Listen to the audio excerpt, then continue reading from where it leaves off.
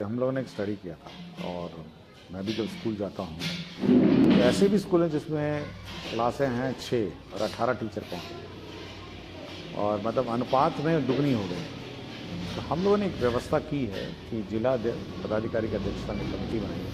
हाल ही में कल कैबिनेट मंत्री परिषद ने स्वीकृत किया और अधिसूचना राज्य सरकार ने निकाली है कि टीचर अनुपात, सब्जेक्ट अनुपात देके जिला के अंदर आप उनका स्थानांतरण करके सेट कर सकते हैं। अब जैसे आईआईटी का लैब बन रहे हैं तो हम लोगों ने कहा कि जहाँ जहाँ साइंस टीचर है या प्रैक्टिकल है तो आप वहाँ से डिस्कशन कर सकते हैं। तो स्थानीय स्तर पर भी हम लोगों ने पावर दी है जिला स्थापना समिति को कि वो आवश्यकता अनुसार सब्जेक्ट वाइज अपना डिप्यूटेशन कर सकते हैं और सब्जेक्ट वाइज ये इंश्योर करेंगे कि जो शिक्षक स्टूडेंट अनुपात जो है वो मेंटेन करते हुए अपना पोस्टिंग ट्रांसफर करने की कमेटी हम लोगों ने बना दी। बहुत बहुत शुक्रिया सर, बहुत ये उपयोगी है और सभी को इससे फ़ायदा होगा सर। बहुत बहुत शुक्रिया सर। शिक्षण हो, ग्रामीण से शिक्षकों का फीडबैक लिया जाए, फीडबैक नकारात्मक आने पर उन्हें सुधरने का 1 या 2 मौका दिया जाए, तत्पश्चात बदलाव नहीं दिखने पर कठोर कार्रवाई की जाए जिसमें बर्खास्तगी भी अपेक्षित है। अन्य कार्य हेतु सर एक और ये रख रहे हैं कि मध्य विद्यालय में एक गैर शैक्षणिक कर्मी की बहाली की जाए सर। इसमें देखिए मैं अनेक बार और विभिन्न स्तर पर मैं बोलता रहा हूँ, जो शिक्षा जो है, शिक्षा विद्यालय में शिक्षा जो है, इसका जो दायित्व है, एक तो टीचर तो पढ़ाते ही हैं, बच्चे आते हैं, लेकिन इसकी रिस्पॉन्सिबिलिटी पूरे समाज की है और जब तक ये पूरा समाज इसकी रिस्पॉन्सिबिलिटी नहीं लेगा तब तक शिक्षा व्यवस्था सुधरेगी नहीं। इसमें अभिभावक का बहुत बड़ा रोल है, साथ ही साथ जो पंचायती राज संस्थाएं हैं, मुखिया हैं, वार्ड सदस्य हैं, साथ ही साथ जो आंगनवाड़ी सेविका सहायिका और पूरे जितनी भी सरकारी तंत्र है पंचायतों में, इन सभी का दायित्व है कि विद्यालय में नजर रखें और सभी प्रकार का नजर रखें, देखें कि टीचर्स पढ़ा रहे हैं, नहीं पढ़ा रहे हैं, होमवर्क दिए जा रहे हैं, क्लासरूम हो रहा है, मिड डे मील हो रहा है और सभी प्रकार के जो कार्य है उसमें बढ़ चढ़ के अपना योगदान दें।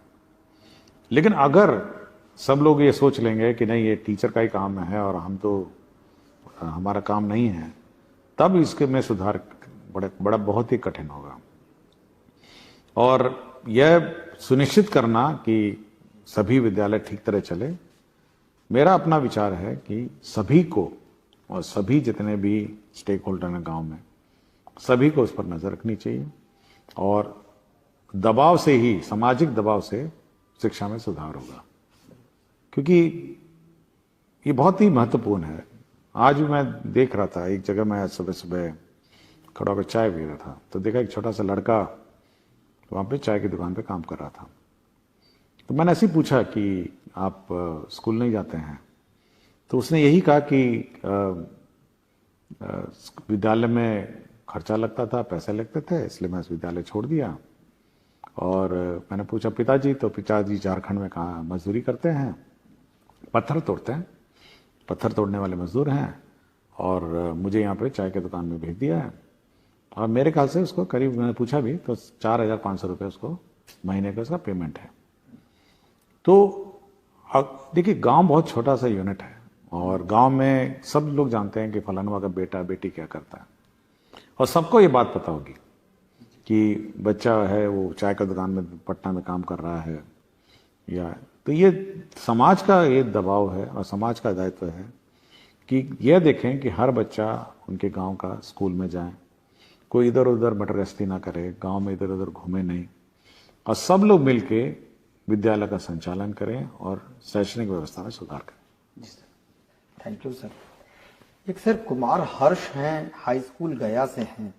इनका कहना है कि हर एक प्रखंड में बेहतर है कि 1 या 2 मॉडल विद्यालय बना सकते हैं जहां बच्चों का नामांकन प्रतियोगिता के आधार पर हो। वहां शिक्षक भी अगर प्रतियोगिता के आधार पर आए तो बच्चों की स्थिति बेहतर पढ़ा सकेंगे और इस तरह से क्या संभव है? देखिए सरकार की पॉलिसी रही है कि यूनिवर्सल एजुकेशन रहे और सभी को एक समान एजुकेशन दिया जाए, लेकिन हम लोग कुछ स्कूल जरूर हर प्रखंड में एक मॉडल स्कूल बनाएंगे ताकि लोग उसको देख के नकल करें, मतलब जो बाकी स्कूल हैं वो उस स्कूल से मार्गदर्शन लें। पहले जिला में शुरू करेंगे, हर एक जिला में स्कूल चयनित करेंगे, फिर हम लोग अनुमंडल और फिर प्रखंड में, ताकि एक मॉडल, ये इसलिए नहीं कि बच्चा उधर कुछ बच्चे जाएं या इधर बच्चे नहीं जाएंगे, लेकिन बाकी स्कूलों के लिए वो एक मॉडल बने कि भाई आपका स्कूल भी वैसे बनना चाहिए। तो उस काम पर काम चल रहा है और हम लोग चयन कर रहे हैं, और जिला में कम से कम शुरुआती दौर पर हर जिले में हम लोग एक मॉडल स्कूल बनाएंगे, उसको सबसे उत्कृष्ट बनाएंगे, और उसकी देखा देखी फिर अनुमंडल बनाएंगे, फिर अनुमंडल का स्कूल का देखा देखी फिर प्रखंड बनाएंगे। तो इस पर कार्य चल रहा है। ये बहुत अच्छा होगा सर। सर, बहुत सारे सवाल शिक्षकों द्वारा पूछे गए हैं कि नवाचार से संबंधित सवाल हैं, तो मैं सर एक सामान्य सा ये है जिसमें शिक्षकों ने जो चाहा है वो विद्यालय में किस प्रकार के नवाचार किए जाने चाहिए, इस संबंध में सर आपका कुछ। देखिए, ये टीचर की व्यक्तिगत रुचि पर है, और मैं समय समय पे बहुत सारे टीचर्स के नवाचारों को देखता रहता हूं, और मेरे समक्ष भी बहुत सारी जानकारी आती रहती है। लोग बहुत बढ़ चढ़ के अपने व्यक्तिगत रुचि लेके करते हैं। अब मैं एक टीचर का सूचना मुझे मिला था, एक रंजन कुमार हैं, प्रधान अध्यापक मध्य विद्यालय बीहट में। तो ये इतनी रुचि लिए हैं कि ये पहला 2018 में इन्होंने अपना पर्सनल लोन लेके एक स्कूल में टीवी लगाया। 2018 की बात सोचिए, उसने अपना पर्सनल लोन लेके टीवी लगाया कि हम स्कूल में स्मार्ट क्लास चलाएंगे। अब इस प्रकार का आप सोचिए नवाचार लोग करते हैं कि भाई अपनी रुचि लेके।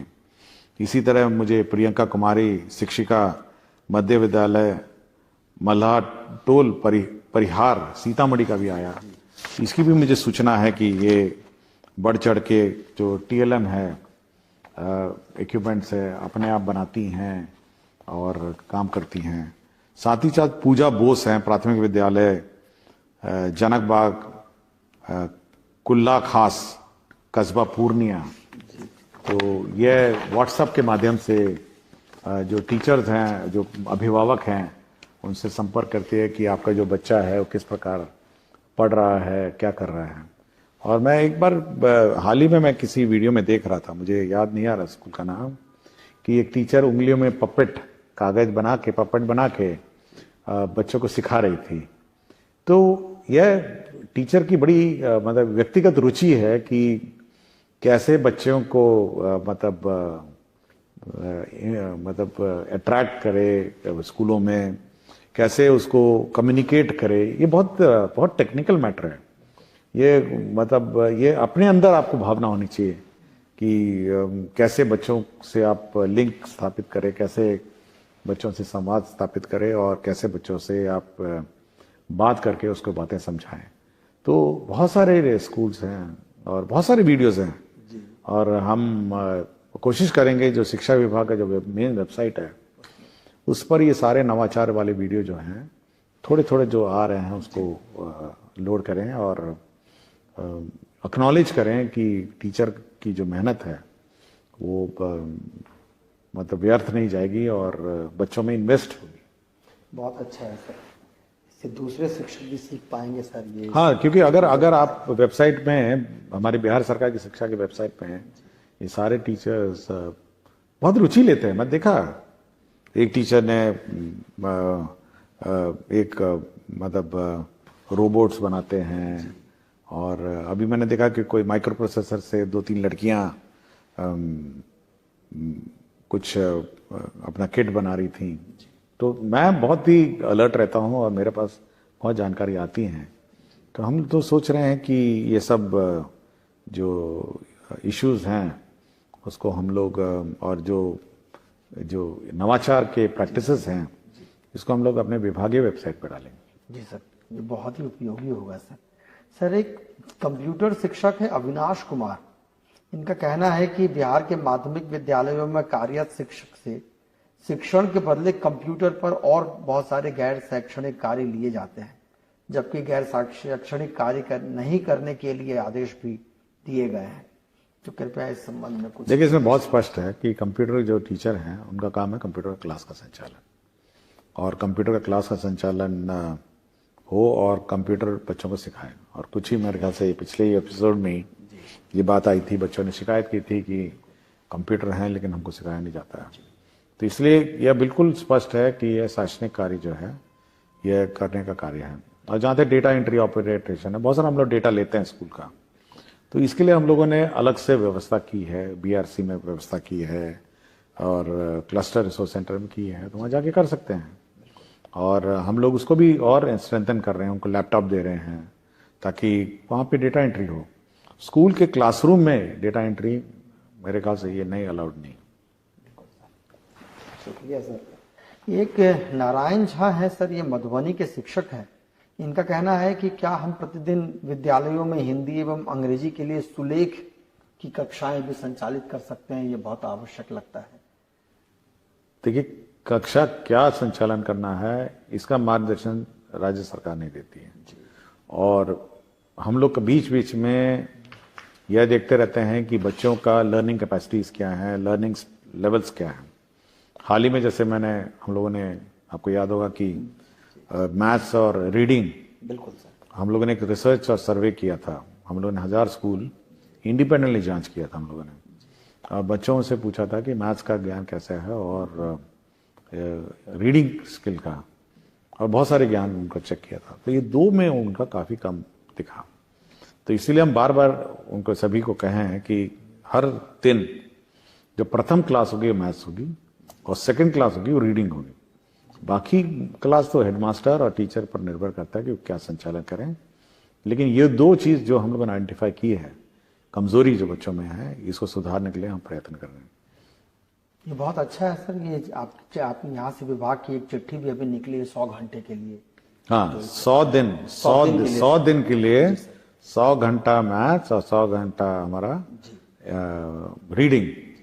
और फिर मैं बार बार ये कहूँगा कि अभिभावक को चेक करना चाहिए कि उसका बच्चा ये 100 घंटा ज्ञान प्राप्त किया नहीं किया है, स्कूल में 100 घंटा हो रहा है नहीं हो रहा है, तो इस पर ज़्यादा रुचि होनी चाहिए। देखिए, सभी को स्कूल में क्या पढ़ाया जा रहा है इस पर रुचि होनी चाहिए। शुक्रिया सर, बहुत उपयोगी है। और एक बच्ची का सवाल है सर, साक्षी कुमारी है रोहतास की, ये शांति प्रसाद जैन महाविद्यालय की 12वीं कक्षा में पढ़ती है। इनका कहना है कि निवेदन है कि मैंने आपके विषय में इतना जाना है कि उससे पता चलता है कि आपने शिक्षा के विभिन्न क्षेत्रों में सुधारे किए हैं और अभी भी कर रहे हैं, लेकिन हमारे विद्यालय में शिक्षकों और शिक्षिकाओं एवं विद्यार्थियों का सही अनुपात नहीं है, जिसके कारण पठन पाठन की क्रिया में रुकावट आती है एवं हमारे विद्यालय में विज्ञान एवं अंग्रेजी के शिक्षकों का अभाव है। तो आपसे समाधान करते हैं। देखिए, हम लोगों ने एक स्टडी किया था, और मैं भी जब स्कूल जाता हूँ, कुछ ऐसे भी स्कूल हैं जिसमें क्लासें हैं 6 और 18 टीचर पहुंच गए हैं, और मतलब अनुपात में दुगनी हो गए हैं। तो हम लोगों ने एक व्यवस्था की है कि जिला पदाधिकारी की अध्यक्षता में कमेटी बनाई है। हाल ही में कल कैबिनेट मंत्री परिषद ने स्वीकृत किया और अधिसूचना राज्य सरकार ने निकाली है कि टीचर अनुपात, सब्जेक्ट अनुपात देके जिला के अंदर आप उनको स्थानांतरण करके सेट कर सकते हैं। अब जैसे IIT का लैब्स बन रहे हैं, तो हम लोगों ने कहा कि जहाँ जहाँ साइंस टीचर है या प्रैक्टिकल करना है तो आप वहाँ से डिप्यूटेशन कर सकते हैं। तो स्थानीय स्तर पर भी हम लोगों ने पावर दी हैं जिला स्थापना समिति को कि वो आवश्यकता अनुसार सब्जेक्ट वाइज अपना डिप्यूटेशन कर सकते हैं, और सब्जेक्ट वाइज इंश्योर करेंगे कि जो शिक्षक स्टूडेंट अनुपात जो है वो मेंटेन करते हुए अपना पोस्टिंग ट्रांसफर कर सकते हैं। कमेटी हम लोगों ने बना दी।